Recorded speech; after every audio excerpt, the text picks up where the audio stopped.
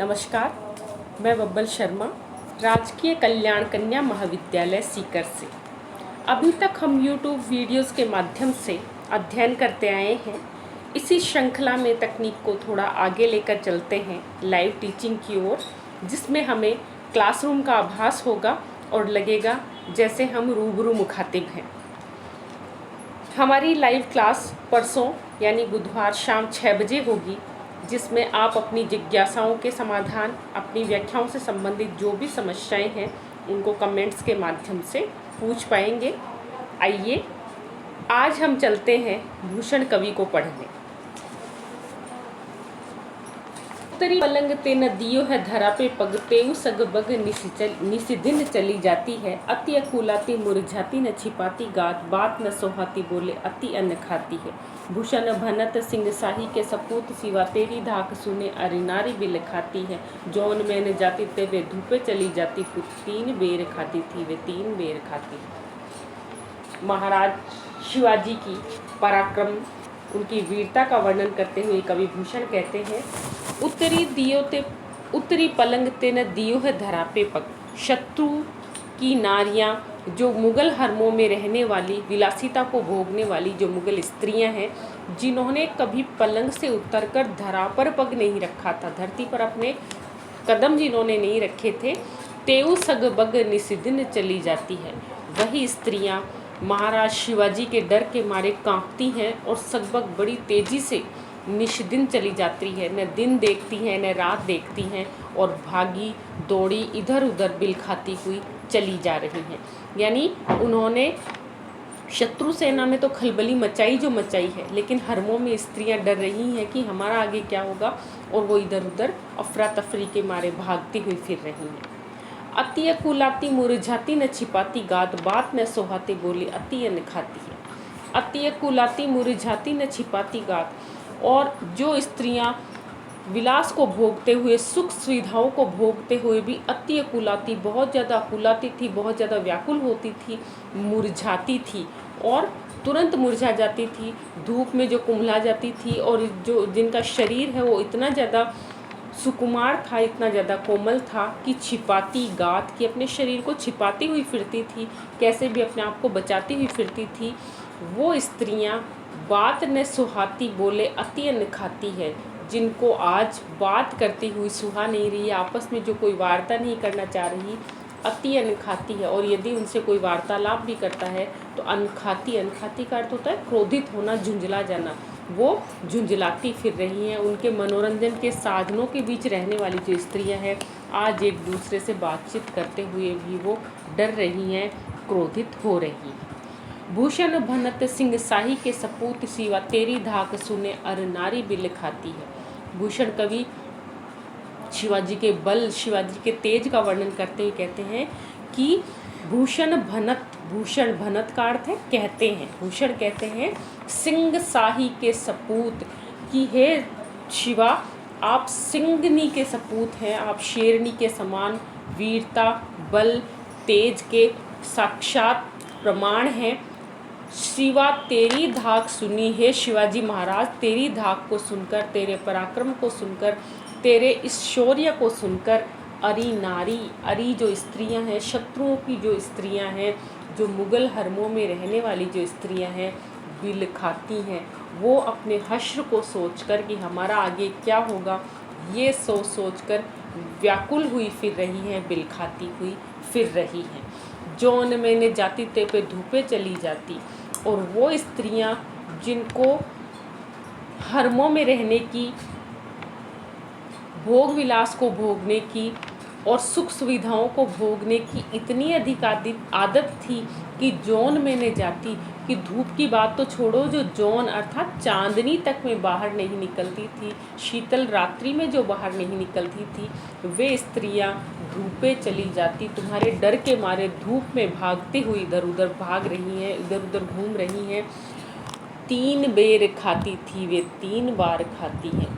और वो स्त्रियां जो 3 बेर खाती थी, 3 बेर अर्थात 3 समय जो भोजन करती थी, 3 समय जो 56 भोग लगाती थी, वे 3 बेर खाती हैं। वो आज वनों में इधर उधर भटकती हुई 3-3 बेर खाकर अपना जीवन यापन कर रही हैं, बड़ी मुश्किल से अपना गुजारा कर रही हैं। यहाँ शिवाजी महाराज के पराक्रम का, उनकी धाक का इतना सुंदर वर्णन भूषण कवि ने यमक अलंकार के माध्यम से किया है। और ध्वन्यात्मकता का जो तालमेल है वो यहाँ पर देखने को मिलता है। वीर और ओज को इस शब्द योजना ने बड़े सुंदर रूप में इसके खूबसूरती को, इसके जो इसका शब्द योजना है उसको 4 चांद यहाँ पर लगा दिए हैं। 3 बेर खाती थी वे 3 बेर खाती हैं। यहाँ बेर शब्द में यमक अलंकार है। 3 बेर खाती थी अर्थात 3 बार खाती थी, और 3 बेर खाती हैं अर्थात 3 बेर खाकर वे स्त्रियाँ अपना जीवन यापन कर रही हैं। अनुप्रास अलंकार का वर्णन हमें यहाँ देखने को मिलता है।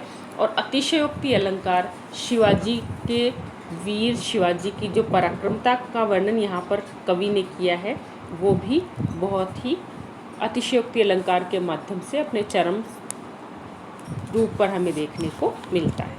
आइए अब चलते हैं अगले पद की ओर। ऊंचे घोर मंदिर के अंदर रहन, ऊंचे घोर मंदिर के अंदर रहन वारी, ऊंचे घोर मंदिर के अंदर रहाती है। कंदमूल भोग करे कंदमूल भाग करे, 3 बेर खाती थी वे 3 बेर खाती है। भूषण शिथिल अंग, भूषण शिथिल अंग, बिजन डुलाती थी वे बिजन डुलाती है। भूषण भनत शिवराज वीर, तेरे त्रास नगन जड़ाती थी वे नगन जड़ाती है। वही यमक अलंकार के माध्यम से इस पद का देखिए कितनी सुंदरता के साथ भूषण कवि ने वर्णन किया है। ऊंचे घोर मंदिर के अंदर रहने वाली, जो मुगल स्त्रियां ऊंचे मंदिर के अंदर रहती थी अर्थात ऊंचे ऊंचे महलों में, ऊंचे ऊंचे किलों में जिन स्त्रियों का निवास था, उन ऊंचे महलों में रहने वाली मुगल हरमों वाली स्त्रियां ऊंचे घोर मंदिर के अंदर रहती है। शिवाजी ने जब मुगलों पर हमला किया और मुगलों को खदेड़ना शुरू किया तो भागकर जो उनकी स्त्रियां हैं वो वनों की ओर, गुफाओं की ओर, जंगलों की ओर उन्होंने प्रयाण किया और अपने मंदिरों को, अपने महलों को छोड़कर ऊंचे घोर मंदिर, ऊंची ऊंची जो पर्वतों पर बनी हुई गुफाएं हैं, घोर और जंगली पशुओं से, वन्य जो वनस्पतियां हैं, वन्य जो झाड़ झंकाड़ हैं, उनसे ढकी हुई जो मंदिर अर्थात जो गुफाएं हैं उनके अंदर रह रही हैं। कंदमूल भोग करें, और जो स्त्रियां कंदमूल अर्थात मेवों का, मिश्रियों का, 56 भोग का जो आनंद लिया करती थी, जो भोग विलास को भोगा करती थी, वो कंदमूल भाग करे। वो अब कंदमूल अर्थात जो जंगली कंदमूल है, जो जंगली शाक पात है, उनको भी भाग कर के उनको भी बांट कर खाती हैं। 3 बेर खाती थी वे 3 बेर खाती हैं। और जो 3 बार बड़े ही सुस्वादु भोजन को ग्रहण करती थी, वे स्त्रियां अब 3 बेर खाकर अर्थात किसी जंगली वनस्पति, किसी जंगली फल को जो भी अल्प मात्रा में उनको मिल रहा है उसको खाकर जीवित रह रही हैं, किसी तरह से अपना गुजारा कर रही हैं। भूषण शिथिल अंग, भूषण शिथिल अंग, भूषण कवि कहते हैं कि वो मुगल स्त्रियां जो आभूषणों के कारण, भूषण शिथिल अर्थात आभूषण के कारण जिनके अंग शिथिल पड़ जाते थे, आभूषण के भार से जिनके अंग हैं वो थका हुआ महसूस करते थे, भूषण कवि कहते हैं शिथिल अंग, उनके अंग भूख के मारे, धूप के मारे, थकान के कारण उनके अंग हैं शिथिल पड़ गए हैं। विजन डुलाती थी वे विजन डुलाती हैं, और जो विजन डुलाती थी अर्थात रात दिन दासियां जिनको पंखे करती रहती थी, जिनको हवा करती रहती थी, ते वे विजन डुलाती हैं। आज वो स्त्रियां विजन अर्थात निर्जन वनों में, निर्जन कंदराओं में भटकती हुई फिर रही हैं। भूषण भनत शिवराज वीर तेरे त्रास, भूषण कवि कहते हैं शिवराज हे शिवाजी महाराज, वीर तेरे त्रास, हे वीर तुम्हारे त्रास से, तुम्हारे भय से, तुम्हारे आतंक से त्रस्त होकर नगन जड़ाती थी। वे स्त्रियां जो नगन जड़ाती थी, अपने आभूषणों में रत्न, हीरे, मोती आदि अनेक नग्नों को जड़ाती थी, ते वे नगन जड़ाती हैं। आज वो नग्न अवस्था में, क्योंकि भागकर जिस स्थिति में जो रनिवासों में या हरमों में रहने वाली मुगल स्त्रियां थी, वो जिस स्थिति में थी उसी स्थिति में वनों की ओर भागी, तो पर्याप्त वस्त्र, और पर्याप्त सुख सुविधाएं उनके पास नहीं हैं, इसलिए वनों में भटकती हुई नग्न जड़ाती हैं, नग्न अवस्था में जड़ाती हैं। जड़ाती है का मतलब ठंड के मारे कपकपाना, जुड़ाना, तो वो नग्न रूप में कपकपाती हुई फिर रही है। यहाँ पर इस पूरे पद में यमक अलंकार के माध्यम से इस पद को बहुत सुंदर रूप में प्रस्तुत किया गया है। मंदिर अर्थात महलों के लिए, और दूसरा मंदिर है वो कंदराओं के लिए, गुफाओं के लिए कहा गया है। कंदमूल भोग करे, यहाँ पर मिश्री, मेवे और जो अनेक तरह के सुस्वादु पदार्थ हैं उनके लिए, और कंदमूल भाग करे जो जंगली वनस्पति है उनके लिए कहा गया है। 3 बेर खाती अर्थात 3 बार जो भोजन करती थी, 3 बेर खाती हैं, वो 3 बेर खाकर जीवित है।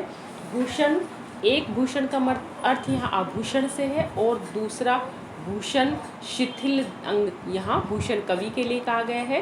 विजन, पहला अर्थ विजन पंखे के लिए है, दूसरा जो विजन अर्थ है वो निर्जन वन के लिए है।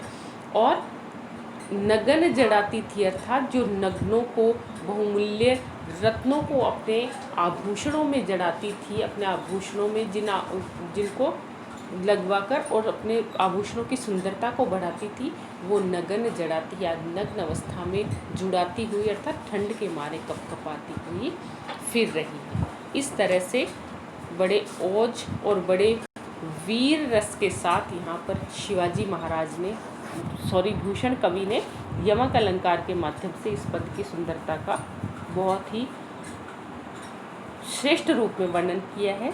आज के लिए इतना ही। कवि भूषण के बाकी पदों को हम हमारे अगले वीडियो में पढ़ेंगे। तब तक के लिए दीजिए इजाज़त। नमस्कार। अब वीडियो का लाइव